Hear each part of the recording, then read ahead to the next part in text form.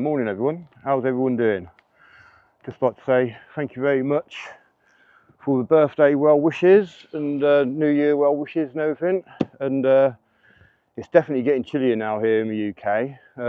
It's going to get cold now for the last few weeks, but it hasn't yet. So finally, I think now is the time it is going to get cold. So I've just bought a little bit more insulation down for the worms, and yeah, I'll show you what we're going to get up to.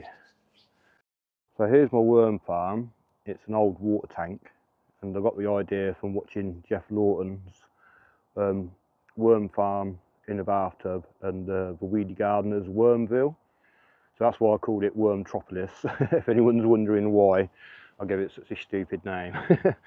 But yeah, I mean, I came up here yesterday and I gave it some more food at this side, and basically you shouldn't really feed the worms too much in winter if they're not that active, but it's been quite warm here in the UK, and they've still been quite active.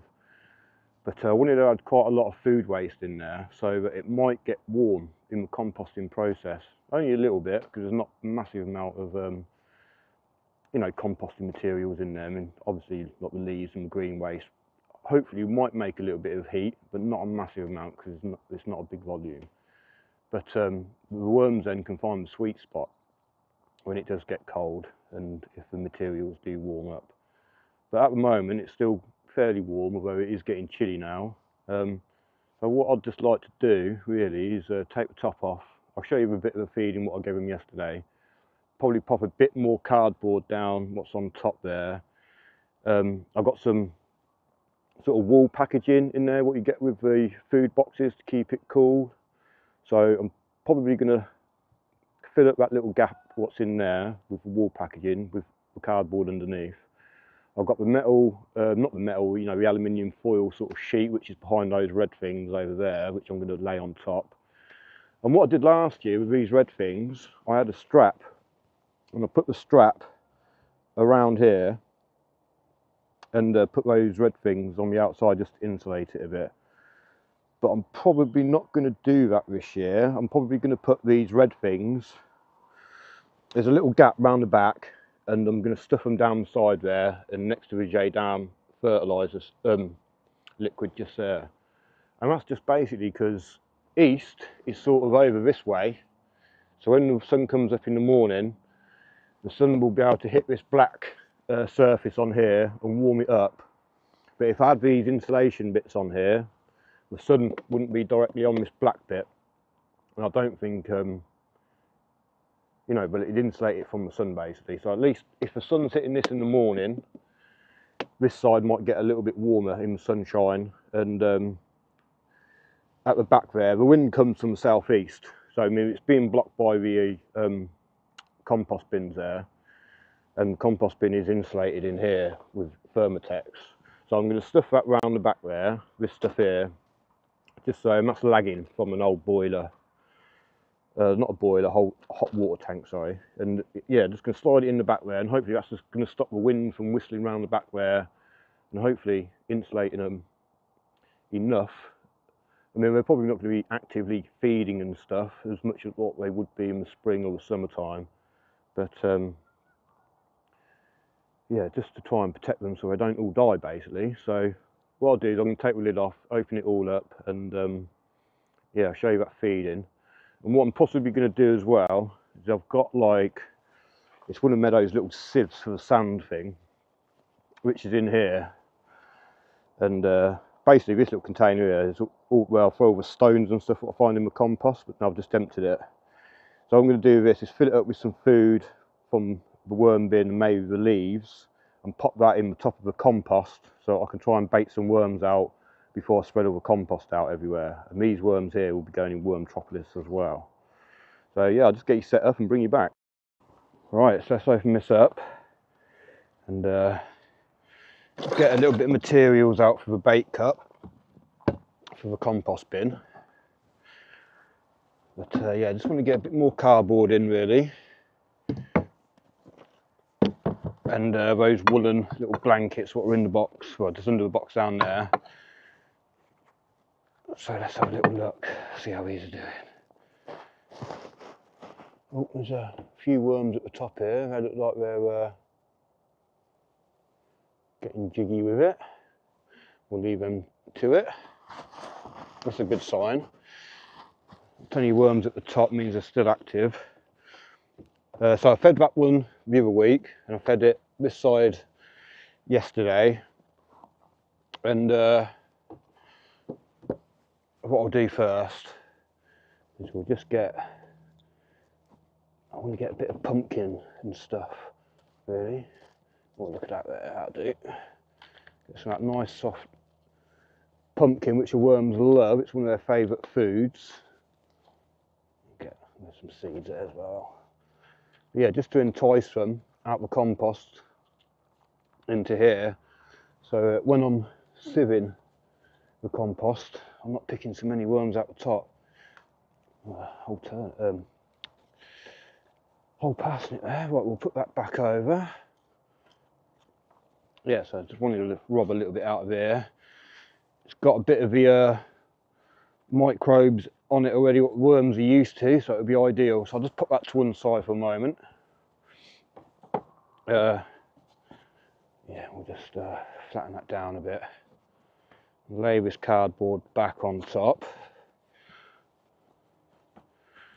Like that, move my claw out of the way for a minute. Yeah, so I just want to build up the layers as much as possible, trap as much air in really. And it's best to try and get all the tape, staples off and all that. Especially this little Amazon tape with the fibres in, they don't break down. And I think Sandra's over at Nana's Gardens and Worms, she's done a great video where she's popped a lot of this Amazon tape into a worm bin. And correct me if I'm wrong, Sandra, but you had it in there for at least a year or something, I think, and all the fibres were still intact at the end of it, and you had to pull them all out. So I wouldn't recommend putting any of this Amazon tape in there. Get it all out if you can. You don't want microfibres through your compost or worm castings or anything. So yeah, so just put that on there. Another little Amazon package here. And I'll wrap that up like that for now. So it's just trapping as much air in there as possible, because the worms do like to feed from the top, and if you can keep the top really well insulated, not freezing basically, then the worms hopefully will still be eating their way through it. Well, the bacteria and the microbes and everything. So yeah, we'll just put this back on here for now like that. And then, well actually, I think what I'll do, I might pop this under first as well, just to help keep any warmth what's in there. I'll pop that like that. And then we'll get these little woolen blankets and we'll lay them on, just on there.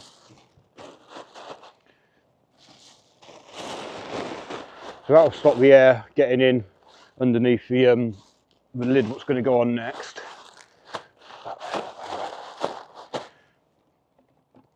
Like so. Just try and squeeze some of the air out.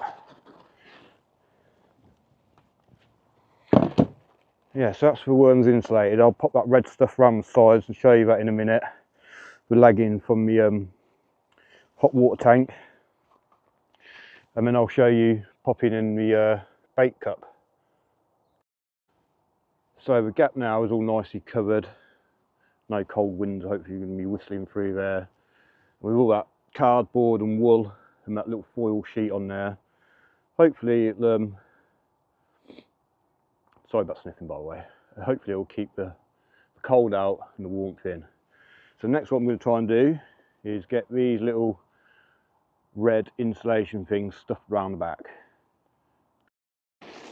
Okay, so hopefully you can see down the little crack there. I'm just going to try and feed this down. Just fill up the little gap, just so that the wind can't howl down through the side there.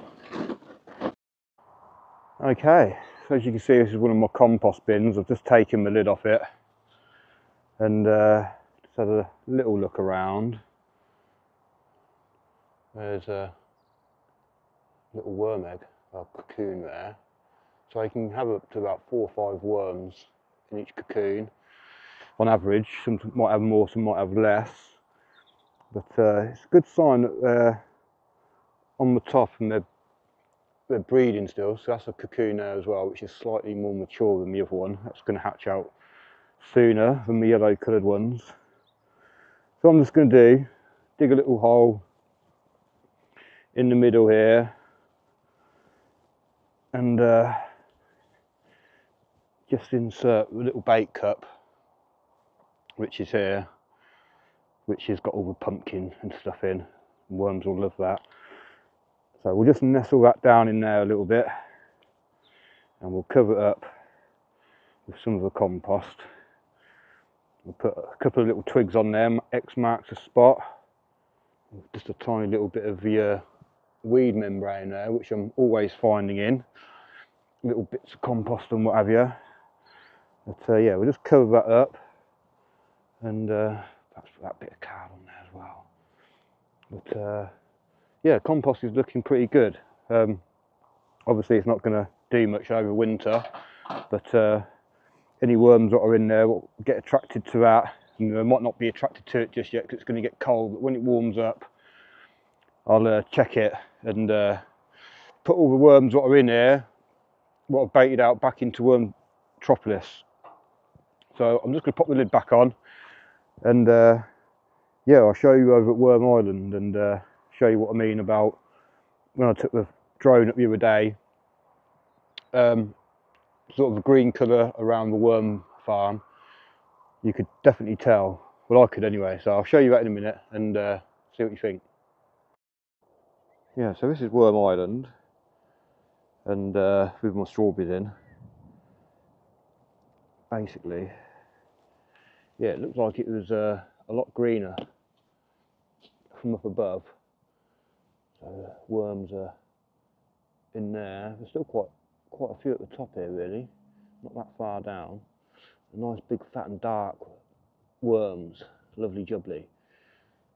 But yeah, that doesn't need filling up or do anything to it really. So what I'll do is I'll just take you up above and show you what I mean about the green foliage.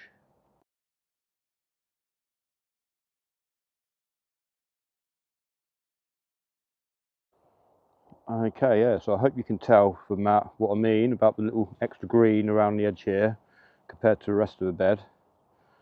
So what I did do yesterday is you can probably see that my leaf mould bin has completely gone, virtually. What I did is I dug out all the leaf mould and I started popping it in the compost bin there, the Dalek, and I didn't get a massive amount in there, but what I decided to do was these recycling tubs here have all now been filled with leaf mould too. And I wouldn't really advise doing what I did. If you've got a big purpose-built container for leaf mould, I would just leave it in there basically, because it's broken down by fungi, so the mycelium needs to run through all the leaves to help break it down. And because I've dug it all out, I've probably broken up that mycelium strands what are already forming. But even though we had all the rain lately, some of the leaves were still quite dry, and which are sort of here. But I've mixed them all up into these buckets, and what I'm going to do is transfer a bucket at a time into here once this shrinks down. I'll just take this lid off here a sec. So I popped a couple of bricks in there to help weigh it down, just because it's not outside to the elements of the water, well, the rain hitting it, to help compact it down. So yeah, pop those bricks on there to help it squish down a bit, and as soon as I can fit another one of these containers in here, Mandamoo wiggle finger, yeah, I'll pop him in there. And basically you're probably wondering, well, why bloody hell didn't you just leave it in there? Well, Steve Digwell has now announced that he's going to be doing the single seed potato 2024. So I wanted to start preparing the soil and my container really, and I'm undecided really whether to, I'll just open this up and show you the soil. So yeah, this is the soil, and I left a few leaves in here just to feed all the worms and stuff what are in here. But yeah, I've got quite a few bags of compost. I think there's about 10 bags of compost in the shed, what I dug out of here when I harvested the potatoes. So what I'm planning on doing maybe is amending this with some extra organic nutrients to get the soil prepared and reinvigorate the soil, so I can use it again, because you know, it does take quite a lot of compost to fill that out, and I don't really see the point digging a lot of it out to pop it back in again. But we'll see how quickly I'll get through the compost in the shed. I've taken a couple of bags home to dry out in the greenhouse. But yeah, that's looking pretty good in there. I left a lot of the leaf mould in there to help give the soil some minerals. Let the worms take it down, do the business with it, turn it into some plant available food. But yes, I'll be amending that soon when I get round to it. It's probably a bit early yet. But yeah, and I just wanted to show you quickly the garlic. So it's been 3 months now since I put this garlic in. Well, it'll be 3 months on the 12th of January. So this was planted, this Casablanca here, on the 12th of October, along with the 2 rows here. The flavour, which is this row here, flavour which I planted on the 19th of October, so that's all come up. Every single one of them's come up, so I'm happy with that. These extra few, this row along here was Casablanca, and I'm presuming there's a few mixed up with the other ones that hasn't come up yet. But yeah, everyone knew I was worried because I dug a little hole just to excavate one of the clothes to see if it had rotted off. But I'm happy to say now, where is it? I spotted one the other day. There it is, just here, look. I hope you can see that there. That's one garlic coming up just there.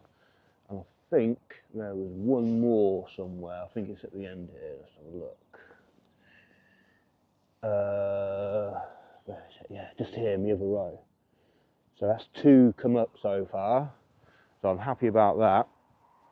And I haven't fertilised any of my garlic yet, other than with, well, I put the compost down and the horse manure on top. But I haven't given it any bone meal, blood fish and bone, or anything like that. But when it gets to about February and the light levels get a bit better and the warmth comes and they start to put on a bit more growth, especially when I start to see more of these come through, I'll be sprinkling some wood ash, I think, on half of the bed, and some bone meal on the other half, or some blood fish and bone, something like that. And yeah, we'll see what it does. I might not buy the bone meal, I might just put the free fertiliser on it. I was hoping not to buy any fertilisers this year, but with the single seed potato coming up, I think I'm going to have to buy something just to amend the soil for that. So I might as well use it on the rest of the beds. So I might do a little trial with the garlic, with the whatchamacallits. Just looking down here with the fertiliser size, buying one, and see, I'm just looking at that. I don't know if that's allium leaf miner already getting in and doing that. So there's one here, look, as well, and there. So because it's been so warm, it wouldn't surprise me if they'd been attacked by allium leaf miner already. There's another one, and there, and there. Bugger. I might have to get some nets soon, or it might even be too bloody late. In fact, I can even see a little bit of rust on that.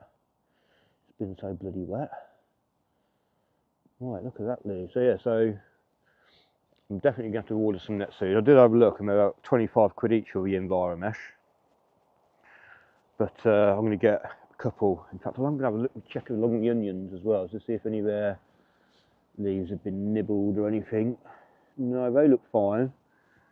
But there is a potato, volunteer potato there, there. Oh shit. Oh, sorry, excuse my language. Yeah, it looks like I've missed a few potatoes. And how amazing is that potatoes are growing in January? There's another one here, look. So yeah, just a quick look around the plot. A little tips for the baiting up the worms and compost before you spread it, or before you use it. And yeah, I'll just pick this pipe up. And yeah, insulating your worm farm. It's the most important thing really. You don't want to kill all your worms. But yeah, thank you very much for joining me. The sun's coming out a little bit now. And yeah, please leave a comment. Please everyone read the comments, because there's some awesome comments in the comment section. Yeah, any questions or anything, that'd be great. Yeah, actually what I've done here, I've popped this on here because the compost was getting quite wet from all the moisture, the rain.